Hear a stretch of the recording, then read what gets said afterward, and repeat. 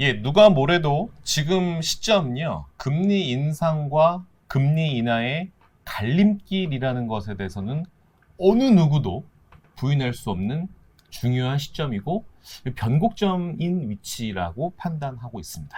자, 화목한 런치 스탁. 오늘 종목 아닙니다. 오늘은 물론 다음 주부터 이제 종목이 들어갈 건데 미리 이제 뭐 예고 방송 먼저 하겠습니다.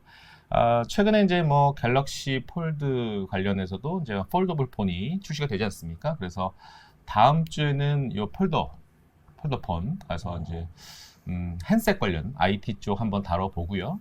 뭐 기타 등등 이제 쭉 최근에 종목장들이 화려하게 멀미가 나는 시장이 펼쳐지고 있지 않습니까? 아무래도 이 변동성 장세에서 고객님들 이 수익률 제고에 좀 도움을 드리고자 또 실적 시즌이 거의 이제 끝물 아니겠습니까? 이제 3분기를 내다보는 시점에서 이제 종목 플레이는 이제 다음 주부터 진행될 것인데 오늘은 조금 가만히 좀 마음을 좀 내려놓으시고 방금 제가 앞서 말씀드렸던 인상과 인하의 갈림길 시점에서 떠오르는 단어 바로 본드. 그렇죠? 네, 채권입니다. 채권 나 관심 없어? 아니, 관심 가지라니까 지금부터. 부탁입니다. 오늘 시점부터 채권에 관심을 가지셔야 합니다. 왜? 지금부터 방송 끝까지 한번 시청해 주시겠습니다. 자, 제 왼쪽 여러분들의 오른편에는 이 NH투자증권에서 이 채권을 상당 부분 담당하고 계시는 누구요? 네, 전병아입니다. 전병아? 전병아입니다. 네. 난병아 아니고요. 전병아입니다. 겸손합니다. 예, 겸손하신 전병아 연구원이고. 저기 인천에서 날라오셨습니다. 인천 WM에 떠오르는 라이징 스타, 라이징 PB 스타 홍종화 PB님이십니다. 안녕하세요. 네, 반갑습니다. 예. 인천에 정중화드립니다. 예, 우리 개인적으로 몇 년 만에 보죠? 한 5년 만에. 5년 만에. 네. 자, 최근에 주식 쪽도 그렇고 이 채권 쪽에서도 상당히 이 스마트한 이 솔루션들을 계속 고객들에게 제시를 해드리고 있고 잘 좀 운용해 주고 있는 인천의 WM의 이 홍정화 PB님을 모셔가지고 직접 어떻게 지금 현재 미국 채권이냐 아니면 뭐 국내 채권이냐 채권은 도대체 어떤 거를 선택을 해야 되고 왜 지금 채권 투자해야 되는지 어떤 걸 봐야 되는지 이런 거에 대해서 좀 얘기를 좀 해주실 것 같거든요. 뭐 궁금하신 부분들은 추후에 영상이 끝나고 쟤 한번 만나보고 싶다. 가세요. 인천 어디 있습니까? 인천 그 구월동에 있는데요. 구월동? 네, 롯데백화점 건너편에 있어요. 그 남동공단 근처인가? 거기가? 예, 남동구 근처고요. 그쵸? 예, 인천 터미널역 바로 앞에 있습니다. 예, 알겠습니다. 네. 자, 오늘도 여김없이 또 이 겸손하신 이 전병화 연구원께서 이렇게 따끈따끈한 또 자료를 또 준비해 주셨는데 제가 살짝 방송 전에 한번 살짝 봤는데 기존의 자료와는 좀 달라요. 그러니까 뭔가 이게 형식적인 자료가 아니라 뭔가 이 영상을 제작을 위해서 이것저것 이 스토리텔링을 좀 담으신 것 같다는 네. 느낌이 좀 있거든요. 네, 오늘 그렇습니다. 좀 상당히 많이 기대를 좀 할 건데 유튜브에 올라가다 보니까 이게 사실은 이게 대면에서 영상 되는 게 아니라 유튜브로 진행되는 거니까 네. 좀 빨리빨리 네. 핵심만 좀 부탁을 드리도록 하겠습니다. 오늘 홍정화 연구원님은 어떤 거를 오늘 이 영상에서 우리 고객분들, 투자분들에게 어떤 메시지를 전달할 예정입니까?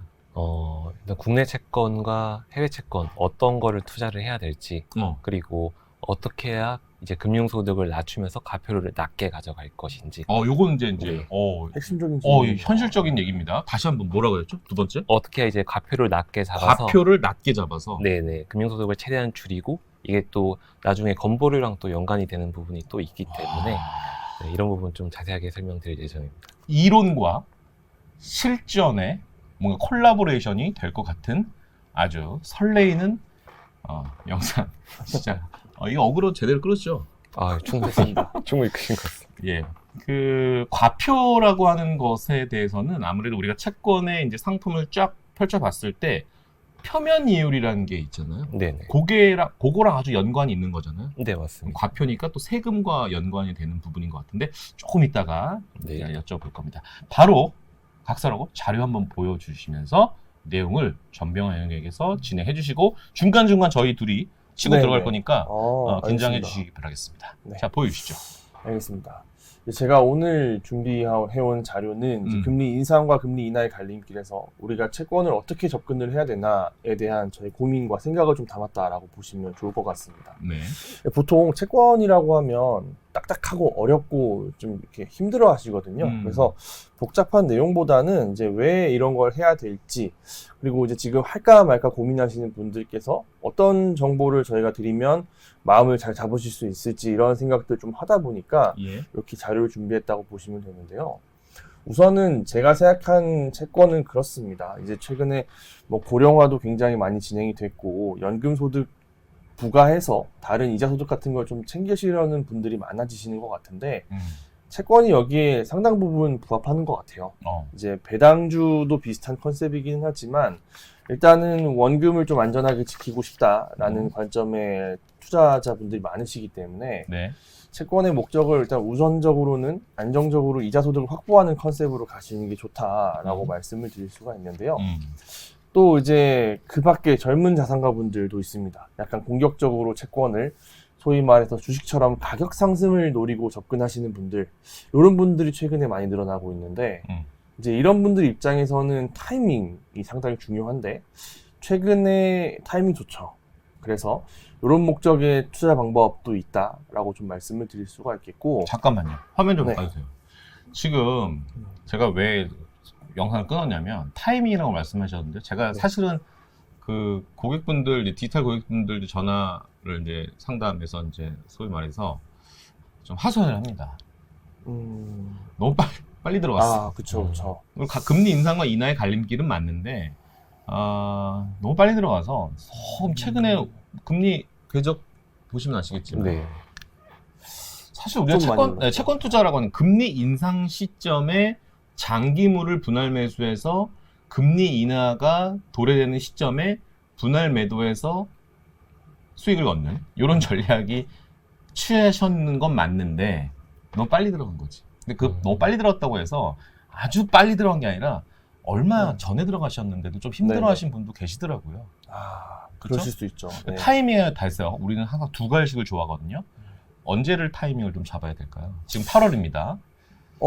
거의 뭐 타이밍이 왔다고 봅니다. 지금 거의 왔다. 9월 전에. 왜냐하면 이제 시장에서 주목하고 있는 게 이제 9월 FOMC 혹은 11월 FOMC에서 미국이 마지막 인상을 하나 마나. 근데 요즘 나오는 뉴스들을 이렇게 보면 못할 수도 있겠다. 이제 이런 부분들이 9월 달에 확인이 될 거거든요. 아마 9월 달에 금리 인상을 하지 않게 되고 앞으로 금리 인상이 없다라고 하게 되면 아마 그때 이후부터는 분위기 바뀔 거예요. 여태까지는 미국의 성장도 좋고 2분기 실적 수준도 좋았고 뭐 기업 실적 견조하고 고용 잘 됐으니까 괜찮다의 분위기였다라고 한다면 이제 금리 인상을 못하게 되는 시점부터 안 한 게 아니라 왜 못했을까? 네. 이런 부분들로 시장의 의견이 조금씩 쏠려가게 되면 조금씩 채권에서 유리해지는 시기라고 보실 수가 있을 것 같아요. 혹시 이 의견에 어떤?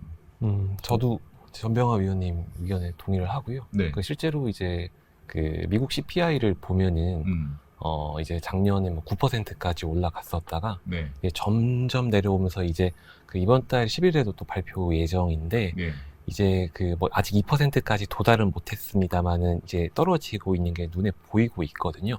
그리고 이제 미국도 계속 장기간 5%의 금리를 유지하기가 사실상은 어렵기 때문에 금리가 높으면은 이제 기업들의 부도율도 올라가고 실업률도 점점 올라갈 거기 때문에 이게 뭐 저희 회사 뷰에서도 뭐 내년 상반기 정도에 뭐 금리 인하를 할 수도 있다 안 할 수도 있다 얘기가 이제 나오고 있기 때문에 지금 8월, 9월 정도가 마지막 채권을 살 수 있는 기회가 아닌가 그렇게 생각됩니다. 실제 지점에 있으시면서 어떤 분들이 좀 채권을 찾으시거나 어떤 분들이 좀 했으면 좋겠다라는 혹시 뭐 고객분들에 대한 뭔가 이게 그 대상은 어떻게 좀 보고 계십니까? 제가 봤었을 때는 뭐 일단은 현금성 자산이 굉장히 많아서 뭐 금융 소득이 많이 발생하시는 분이라든지 아니면 뭐 은행이나 네. 제2금융권에 이제 예금성 자산을 많이 갖고 계신 분들 위주로 이제 채권 가격이 많이 떨어져 있고 네. 이제 표면금리가 낮아 있는 이런 저쿠폰 채권들을 매수하시면 굉장히 좋지 않을까라는 생각을 갖고 있습니다. 네. 알겠습니다. 좀 궁금한 거 많은데 좀 이따가 여쭤보고요. 자, 다음 장표. 자, 네. 그래서 이제 위험에 대해서 저희가 생각을 해봐야 되는데 앞서 이제 말씀하셨던 것처럼 금리가 높은 금리가 유지가 되면요 좀 네. 힘듭니다. 사실 예. 뭐 저도 대출 이자 때문에 힘든데 네. 그래서 사실 최근에 좀 허리띠를 졸라매고 있거든요. 네. 야식도 좀 덜 먹고 살도 뺄 겸 예. 이렇게 하고 있는데 이런 소비 감소가 서서히 진행될 거예요. 그래서 여기 보면 이 왼쪽이 좀 어려운 건데 뭐냐면 이제 안전하고 안전할수록 왼쪽 끝에 있고 리스크가 낮으면 낮을수록 밑에 있는 건데 제일 낮은 데 보면 캐시가 있죠. 캐시. 네. 캐시가 제일 안전한데 대신에 그러면 소득이 없어요. 네. 현금 지고 계신 분들 고민인 그렇죠. 거죠. 채권은 이거보다 조금 낮습니다. 이제 이런 걸 챙겨 가자라는 거예요. 보통 지금 여태까지 어디를 하셨냐면 네. 저기 위에 있는 이제 크립토 커런시, 예. 아니면 뭐 이제 스몰캡 주식 최근에 뭐 날아가는 것들이 있잖아요. 근데 경기 좋고 분위기 좋을 때는 이런 거에 한번 태워가지고 돈을 많이 버시는 것도 방법이기는 한데요. 네. 포트폴리오를 또 운영을 하셔야 되지 않겠습니까? 그렇죠. 이제 모두 다 인생은 1회차고 예. 인생은 한 번 갔다 돌아올 수 없는 길인데 너무 뒤가 없는 투자만 하시기는 좀 그렇고요. 그래서 저는 그렇게 말씀드려요. 에쿼티 투자, 주식 투자해서 스몰캡으로 한번 돈을 많이 확 튀었다 네. 라고 하면 뭐 더블 3배 벌었잖아요. 그렇죠. 그렇죠. 그러면 이제 원금 정도는 채권 정도에 깔아 놓으셔라. 그럼 나중에 투자 수익금으로 이제 운용을 하시고 네. 이제 나머지 돈들은 안전하게 담아 놓으셔야 그 주식들이 이제 다시 지옥으로 갔을 때 재계할 수 있는 발판이지 않을까. 뭐 이런 생각도 좀 드려요. 그런 부분들의 말씀을 좀 드리고 싶고, 제 투자자랑 투기자 구분하는 거 좋아하진 않지만 네.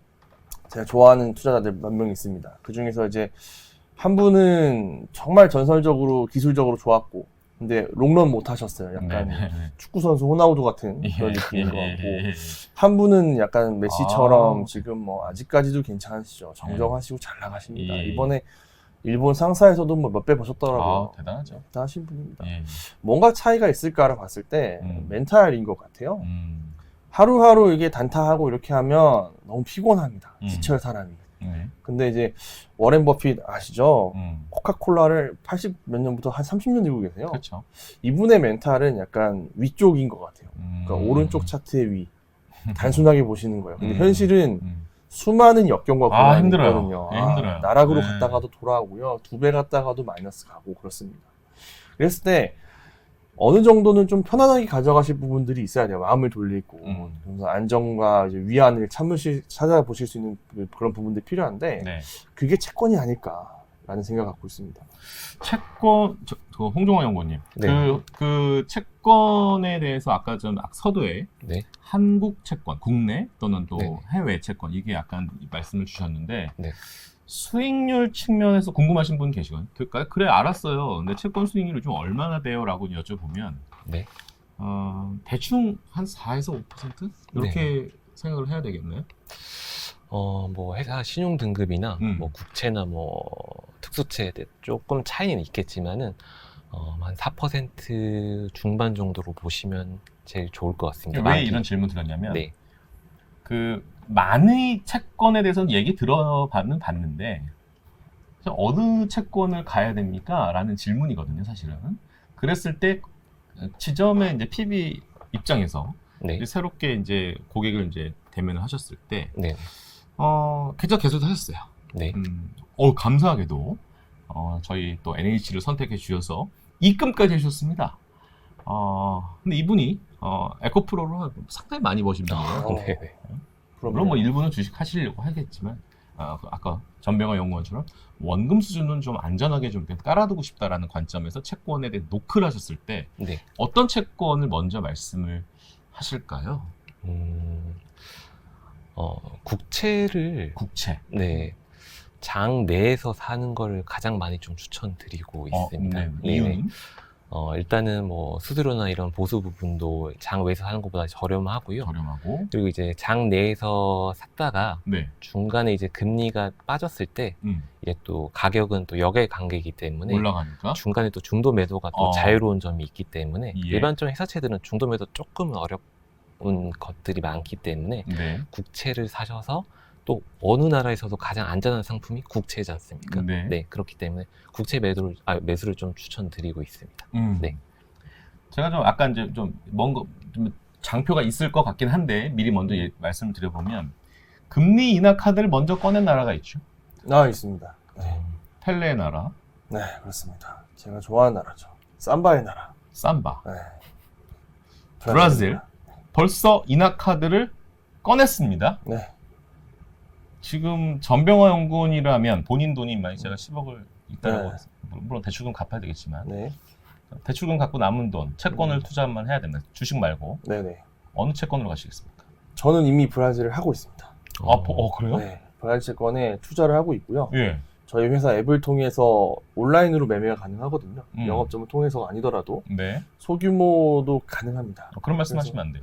홍정원 뭐 근데 이제 모든 채권이 그런 건 아니고 그렇죠. 네. 네, 브라질 채권의 일부 종목에 한해서 네. 하는데 저도 이제 브라질 채권을 제가 투자를 해봐야 알기 때문에 이제 예. 매운맛인지 단맛인지 알기 때문에 좀 매운맛도 보다가 요새는 달달합니다. 아주 좋습니다. 혹시 죄송한데 좀 장표가 좀 있을 수 있나요? 그럼요. 대충 브라질이 최근에 수익률이 어느 정도? 금리를 먼저 말씀을 드리면 지금 이렇습니다.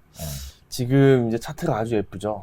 지금 시장 금리는 한 10% 정도 되고 있어요. 10%. 네, 저희가 이제 고객분들께, 이제 PB분들께 통해서 말씀드릴 때 한 14%대부터 좀 추천을 드렸는데, 그래서 이제 많이 내려온 상태예요. 가격이 올랐다는 거죠. 진짜 많이 내려왔네. 네, 그래서 이제 금리 인하가 보통 이제 시장은 미래의 꿈을 먹고 살기 때문에 예. 금리 인하가 될 거야로 이제 많이 내려왔고요. 이제 실제로 시작이 됐으니까 이제는 내려가는 사이클에 따라서 같이 이제 따라 내려간다라고 보시면 될 것 같아요. 이 정도 먹었으면 조금 일부 빼가지고 대출금 갚아야 되는 거 아닐까요? 그럼요. 저는 이제 일부 상환은 했고 이제 나머지 반을 좀 가지고 있는데 그래도 쭉 따라갈 생각입니다. 왜냐하면 아직까지 얼마까지 갈지가 확실하지 않아요. 무슨 얘기냐면 주식이 올라가고 있다라고 치면 그냥 중간 정도인 것 같아요. 그러니까 대출금 갚을 부분들은 이제 좀 뺐고 나머지 가고 있다. 저의 에코티는 계속 따라간다 라고 보시면 되는데 그런데 말입니다. 이 브라질이 그 금리 인하 카드를 조속히 단행한 이유에 대해서는 한번 냉정하게 판단할 필요가 있지 않을까요? 그러니까 얼마나 안 좋았으면 이렇게 해석할 수도 있고. 그렇죠. 맞습니다. 왜 이렇게 급하게 한 건가요? 급하게 했다기보다는 이 장표가 있는데요. 물가가 요즘 고민이잖아요. 브라질 물가를 보시면요. 지금 3.16%예요. 거의 뭐 한국 정도 물가. 미국보다도 지금 조금 낮죠.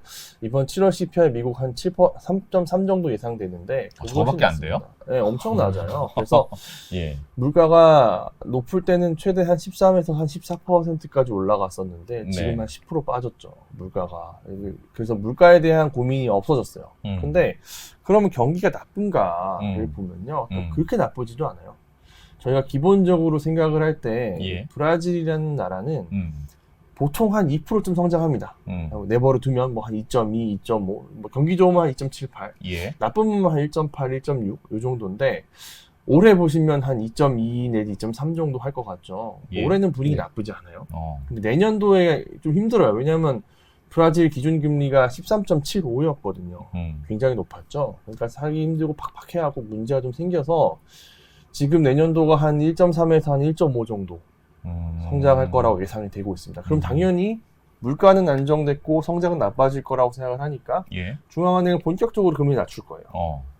그런데 이게 지옥으로 가는 그런 나쁜 사이클인가. 여기 오른쪽 보시면 브라질도 경제 성장률 분기 성장률인데 급락하는 경우들이 있습니다만 지금 레벨은 좀 높죠. 괜찮다는 얘기인 거고요. 앞으로 좀 둔화가 예상이 되지만 여기에 맞춰서 금리 인하를 하니까요. 또 뭐 대단히 나쁘다고 볼 수는 없습니다. 그러니까 저희가 이제 지금 투자에서도 수익이 나는 게 이런 배경이 있지 않나. 그러면 궁금한 거는 지금 조금 늦은가, 좀 너무 빠르지는 좀 늦은 감이 있잖아요. 지금 브라질. 네네네.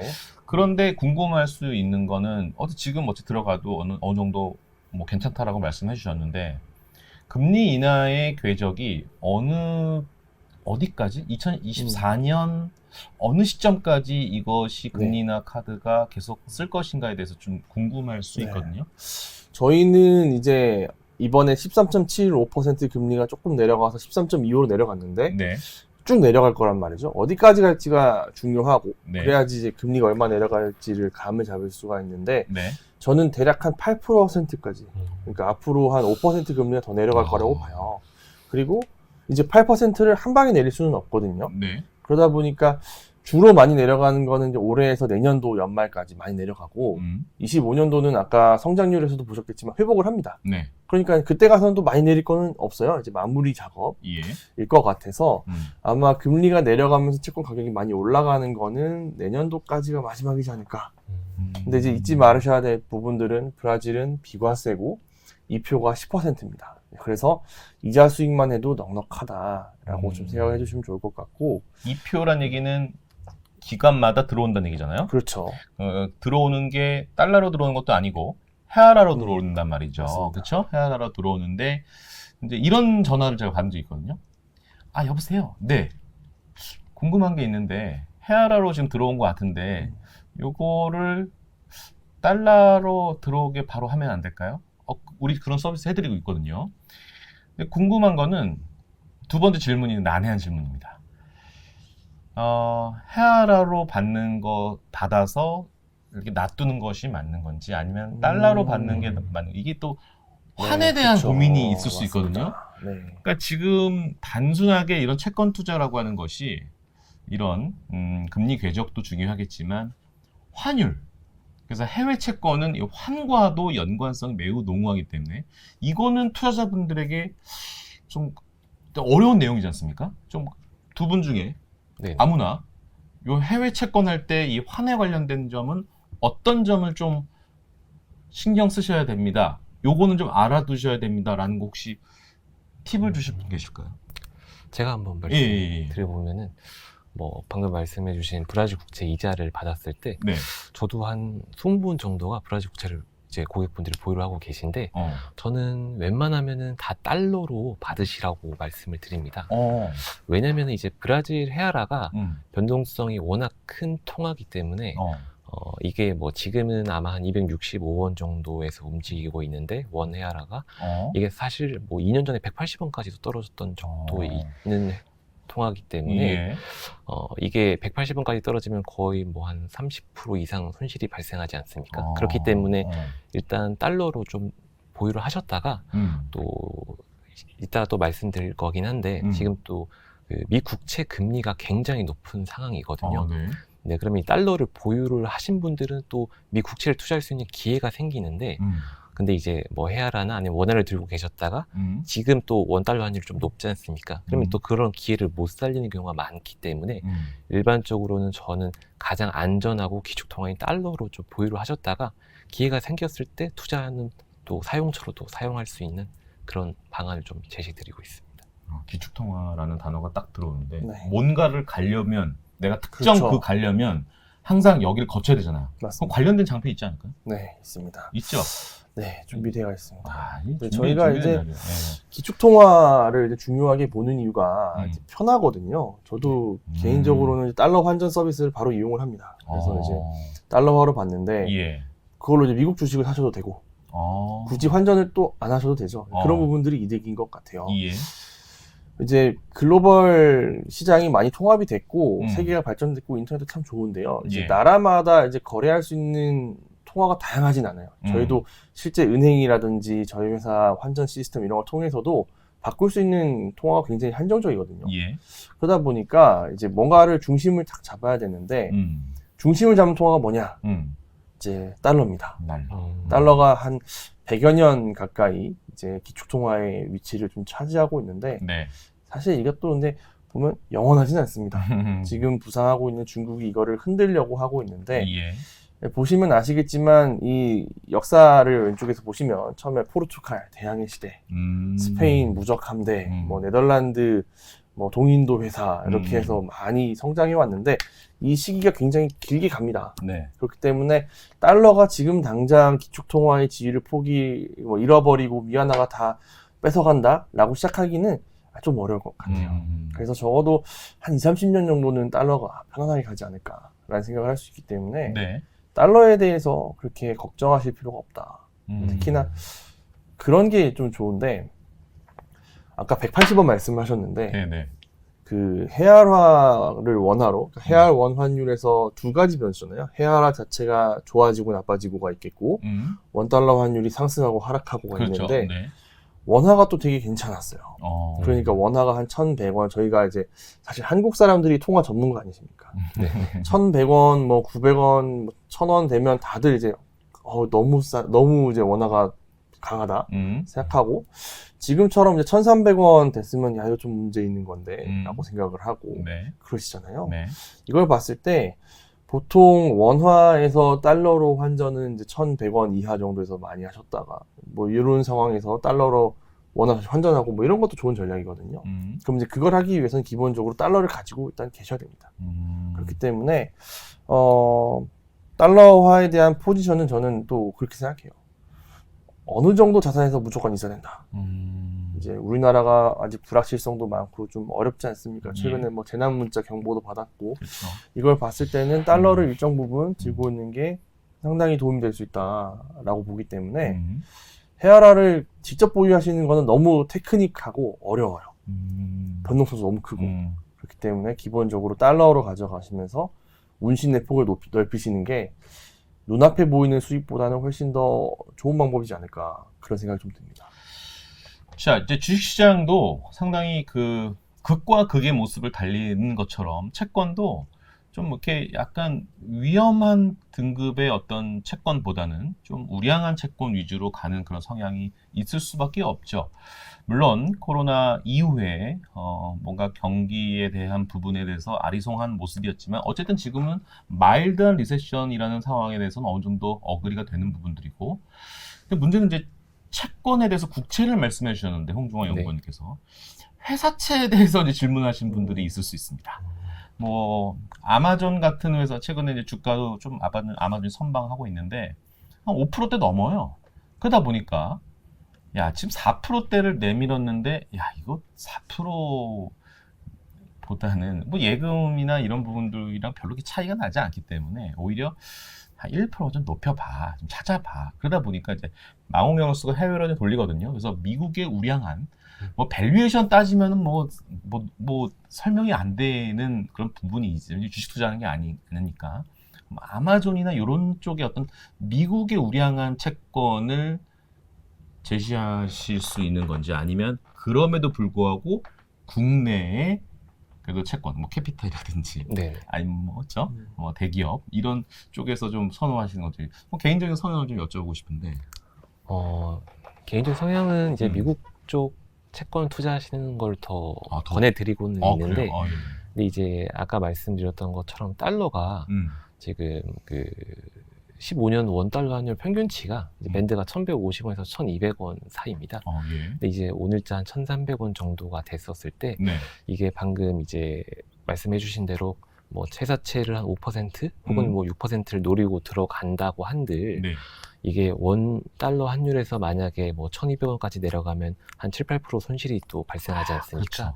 네, 그래서 방금 말씀드린 대로 달러는 계속 좀 기회가 될 때마다 보유를 하시다가 이게 그 전병헌 연구원님 말씀하신처럼 운신의 폭을 넓히는 거거든요. 여러 도로를 좀 깐다고 생각을 하시고 이게 뭐 미국 국채도 지금 뭐 한 세전으로 한 6% 정도 한 만기 1-2년 남은 것들이 또 있고, 그리고 최근에 또 이제 그 시비가 또 미국 시비를 이제 또 투자할 수 있는 기회가 또 있기 때문에 그래요? 예, 이런 것들도 좀 기회를 살려 보시면 어떨까 싶습니다. 예.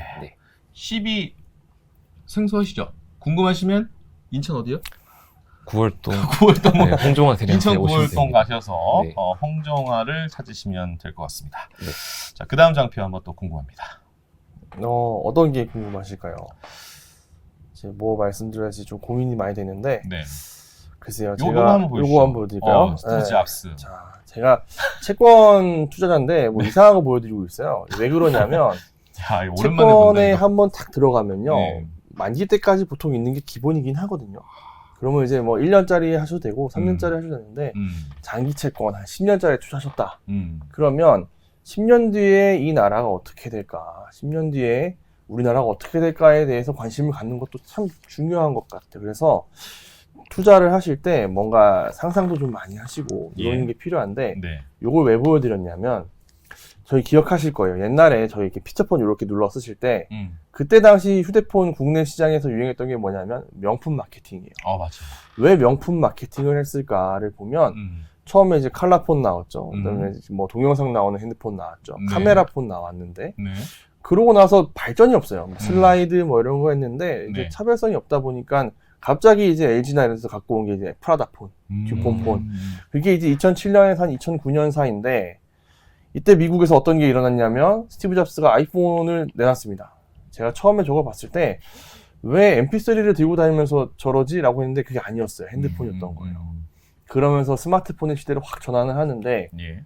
그 시점에서 저희가 변곡점에서 사실 판단하기 어려워요. 그래서 듀폰은 스카이인데 역사의 뒤안길로 사라졌죠. 그렇죠. 2009년까지 명품 마케팅을 하다 보니까 경쟁력이 밀려 사라진 거거든요. 그러면 어떤 나라, 어떤 기업, 이런 기업에 저희가 투자를 할 때 이 나라 혹은 이 기업이 10년 뒤에 어떨까? 그다음에 한국에서 해외를 투자할 때는 대한민국의 10년 뒤는 어떨까? 최근에 저출산 고령화 이런 얘기도 상당히 많은데 10년 뒤에 한국 진짜 괜찮을까? 이런 의문들이 많으실 거예요. 예. 그런 걸 보면 이제 당연히 해외 쪽으로도 눈을 돌려볼 수 있는 게 참 좋은 투자 시점이지 않을까라는 생각도 갖게 되고요. 그래서 이제 아까 전에 달러 보유를 추천드렸던 것도 그렇고 저도 개인적으로 개인 투자는 대부분 다 국내는 거의 없고요. 네. 대부분 다 해외로만 하고 있습니다. 지금 스티브 잡스가 들고 있는 저 아이폰 미개봉 저기 얼마 전에 2억 넘게 팔렸다는 대단한 겁니다. 저거 미개봉. 뭐 여담에 저도 이제 이번 주에 따끈따끈하게 이제 구매를 했습니다. 예. 이제 폴드를 한번 이제 사용하게 됐는데 이제 여전히 명품 마케팅은 합니다. 뭐 이런 뭐 플립이라든지 이렇게 브랜드 해가지고 뭐 아이폰 그 애플 워치도 그 시계 줄 같은 경우는 그렇죠. 에르메스판 네. 어마어마하고 어쨌든 이런 그 트렌드는 변함이 없는데 방금 전병환 의원도 얘기했던 그 메시지는 좀 의미가 좀 있는 것 같습니다. 자, 아까 전에 이제 그 홍종화 연구에서 맨 처음에 이제 코멘트 하실 때 네. 채권은 도대체 어떻게 투자를 해야 되는지에 대해서 이 PB 입장에서는 다시 한번 좀 리마인드하는 차원에서 네. 짤막하게 한번 좀 말씀 주실 수 있으실까요?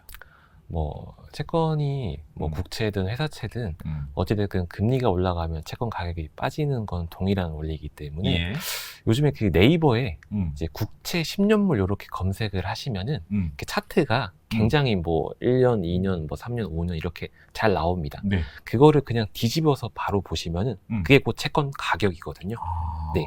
그러면 그 추이를 보시면은 네. 채권 가격이 계속 올라가다가 지금 이제 급격하게 빠져 있는 걸 볼 수가 있는데 이게 그 뭐 한국을 비롯한 여러 이제 선진국들이 예. 경기 성장률이 선진국은 사실은 1년에 뭐 5%, 10%가 사실 거의 불가능한 수치이지 않습니까? 예. 예. 그렇기 때문에 점점 장기적으로 봐도 우량화하고 있는 채권의 그래프를 보실 수가 있는데 네. 지금 이렇게 그 코로나 이후에 인플레이션 이슈 때문에 탁 튀었거든요.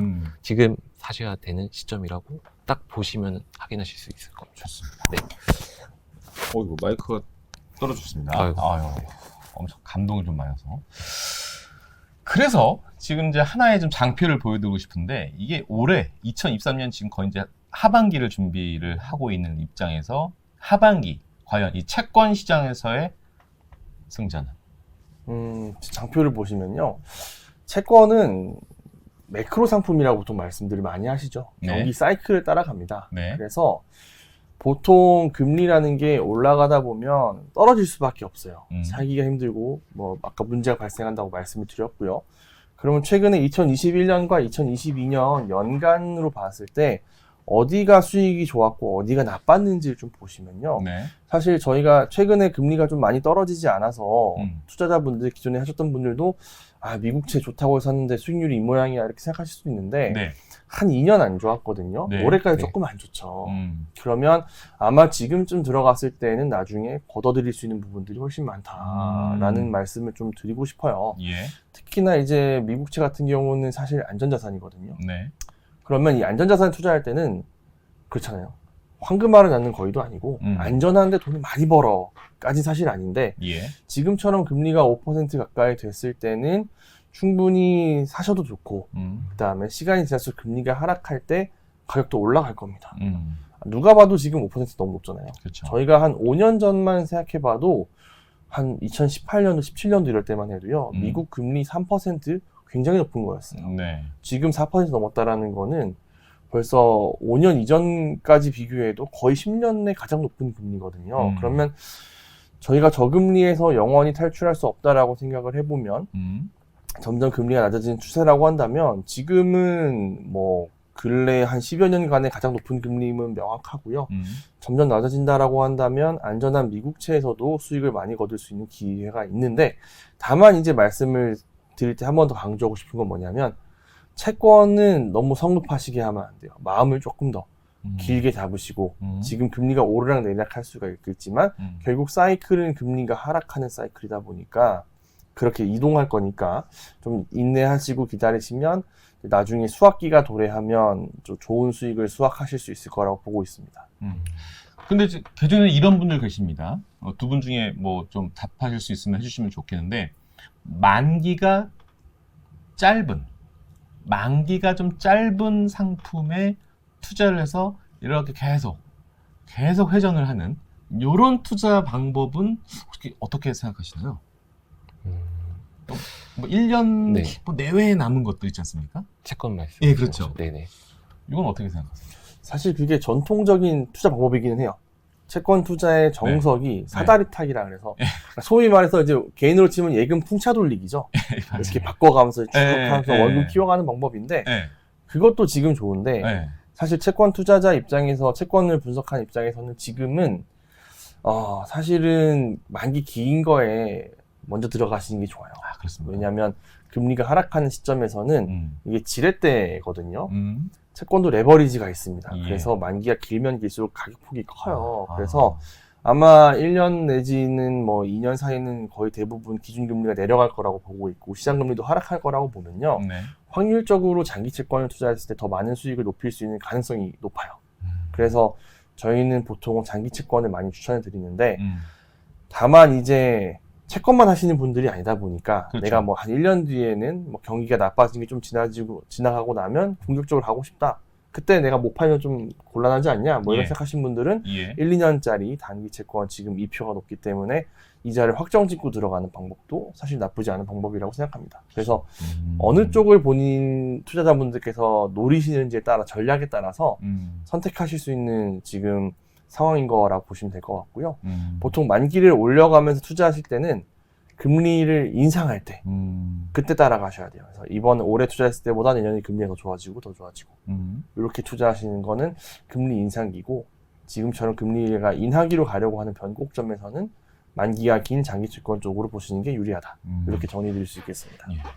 이분은 워낙 세미나를 많이 하시는 분이어서 이제 뭐 참 만나기가 쉽지는 않은데 인천에 고일동에 오래 계시죠? 뭐 많이들 어디 외근을 많이 나가십니까? 외근을 좀 자주 나가는 편이긴 합니다. 합니다. 이거 채권에 대해서 과외받고 싶은 고객이 있으면 미리 연락 주시면은 약속 친절하게 잡으시고. 채권에 관련된 모두 과외를 해줄 수 있습니까? 물론 해드려야죠. 그렇습니까? 아까 전에 궁금한 게 건보료 얘기 나왔고 과표 얘기 나왔고 이런 얘기가 있었는데 그 관련된 거 좀 짤막하게 좀 팁을 좀 주실 수 있을까요? 알겠습니다. 이제 방금 전병헌 연구원께서 말씀하셨던 것처럼 지금 이제 이표가 되게 높은 채권들이 많이 있는데 예를 들면 뭐 6%짜리 채권을 이제 표면금리 6%짜리 채권을 1억을 매수를 하게 되면은 이제 1년에 이제 600만 원의 금융 소득이 잡힙니다. 근데 이제 뭐 다들 잘 아시다시피 2천만 원이 넘어가면 금융소득 종합과세 대상자도 되고 이럴 경우에 또 건보료도 상승하는 또 연쇄적인 영향을 끼치기 때문에 지금 한국 국채나 뭐 미국 국채나 뭐 일부 회사채들 보면은 뭐 이율이 0%, 뭐 0.5%, 0.8%, 심지어 0.1%짜리 채권도 있습니다. 뭐 예를 들면 1억을 사셔도 1년에 과표가 10만 원밖에 안 잡히고 나머지 이 채권 매매 차익은 아직까지는 이제 전부 다 비과세이기 때문에 뭐 특별히 어디에 뭐 과표가 잡힌다든지 이런 효과는 없기 때문에 이제 과표가 낮은 채권들 위주로 매수를 좀 제한을 드리고 있는데 이게 뭐 채권마다 좀 상이하긴 합니다만은 대체적으로 한 18년도에 발행했던 채권들이 대부분 다 금리가 1% 초반이나 1% 미만인 채권들이 많기 때문에 혹시라도 저희 회사 센터나 아니면은 뭐 이제 다른 증권사를 뭐 가시는 경우가 또 발생을 하실 텐데 대체적으로는 18년도에 발행했던 채권들 위주로 좀 뽑아달라고 하시면은 가장 낮은 과표의 채권들을 사실 수 있는 이제 기회를 가져가실 수 있다. 이렇게 좀 설명드리고 싶습니다. 이야, 5년 전에 네. 봤던 홍정화 대님의 모습이 아니고 상당히 많이 금융인으로서의 어떤 그런 빌드업이 상당히 벌크업이 많이 상당히 되어 있어요. 그때 또 많이 가르쳐 주셔서 이렇게 된 것 같아요. 자, 채권에 관련된 거 좀 더 디테일하게 좀 실전용으로 좀 궁금하신 부분들 있으시거나 좀 과외받고 실제 한번 투자에 연결선에서 한번 같이 한번 동참해보고 싶으신 경험이 중요한 겁니다. 채권이라고 하는 거는 반드시 소액이라도 좀 경험을 해보면서 이런 채권의 맛, 채권 맛을 좀 느껴봐야 좀 거액의 자금이 왔을 때 이것도 활용할 수 있는 하나의 나의 양분이 되는 겁니다. 그래서 인천 떠오르면 홍정화를 떠올리는 좋은 시간이 되었으면 좋겠습니다. 너무 띄워주는 거 아닌가 싶어요. 어쨌든 오늘 이제 전병화 연구원하고 이렇게 홍정화 PB님이랑 이게 뭐 대본도 없이 그냥 티키타카 한번 좀 날 것에 한번 방송을 한번 해봤는데요. 뭔가 메시지를 좀 전달을 하고 싶은 것이 있었습니다. 그게 바로 뭐냐 하면 마무리 멘트는 전병화 연구원님께서 해주실 건데 제가 알기로는 또 이 9월 달에 또 채권 관련된 또 설명회도 준비하는 그렇죠. 저랑 작품 하나 만들어야 되셨습니까? 그때도 또 이렇게 또 오프라인 또 대면 투자 설명회도 할 건데 오늘 그래도 미리 맛보기 영상 마무리 코멘트를 해주신다면 채권을 한 번도 경험해보지 못하신 분들 또는 채권에 대해서 약간 저울질하신 분들 타이밍에 고민하신 분들 아니면 미리 좀 선투자가 돼서 약간 좀 상처가 좀 있으신 분들에 대해서 마지막 좀 도움 말씀 주신다면 제가 이제 뭐 말씀을 드릴 부분은 장표로 말씀드리긴 좀 그렇고요. 솔직한 저의 개인적인 생각을 좀 말씀드릴 텐데 잃지 않는 투자가 제일 중요합니다. 그래서 투자 원금을 잃어버리신다면 재기가 좀 어렵기 때문에요. 항상 어떤 사이클에서 나아가고 물러설 때가 상당히 중요한데 채권은 물러설 때 가장 자산을 안전하게 담보하실 수 있는 거고 살다가 경험할 수 있는 시장의 어떤 우여곡절들을 잘 버텨나갈 수 있는 아주 중요한 상품이 채권이기 때문에요. 실제 펀드 매니저들도 본인들 펀드의 일정 부분들은 현금이나 채권으로 담보를 하거든요. 그런 면에 있어서 조금이라도 채권을 통해서 경험을 쌓아 가신다면 이제 앞서 말씀하셨던 것처럼 자산이 커졌을 때 이거를 안전하게 지킬 수 있는 그런 좋은 상품이 될 거라고 생각을 하고 있고요. 이제 이거를 아주 매운맛인 시기에 경험을 하시면 속이 쓰리시고 아프실 겁니다만은 이제 앞으로 채권 투자에 좋은 시기가 대부분 도래했다라고 생각하는 이런 시점에서 경험을 해보시면 아마 좋은 기억으로 남아가실 것 같고 투자 포트폴리오에서 한 축을 담당하는 이런 자산이 될 거라고 저희는 생각을 하고 있습니다. 그래서 이제 발로 툭툭 쳐가지고 마지막 2000WM에 홍정화 한 5초 드릴게요. 5초요? 10초 드릴게요. 마지막. 그 채권에 대해서 소액이라도 투자를 해 보시면서 좀 공부할 수 있는 기회를 좀 최대한 많이 활용을 하셔서 나중에 또 큰 돈 생겼을 때 또 아니면 지금처럼 또 금리가 많이 올라왔었을 때 채권 투자할 수 있는 양분으로 삼으실 수 있는 기회로 삼으시기 바랍니다. 좋습니다. 감사합니다. 괜찮았죠? 다음 주는 다시 화목한 런치 스탑! 변동성 장세는 멀미난 이 장세의 화목한 런치 스탁에서 자 이제 또 각계전투 또 들어가 봐야죠. 종목들 다음 주부터 화려하게 우리 애널리스트 모셔가지고 티키타카 한번 해보겠습니다. 오늘 컨텐츠는 여기서 마치겠습니다. 식사 맛있게 하십시오. 감사합니다.